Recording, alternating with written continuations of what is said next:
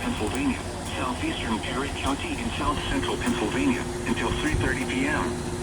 At 2:55 p.m., a severe thunderstorm was located over Plainfield, moving northeast at 30 miles per hour.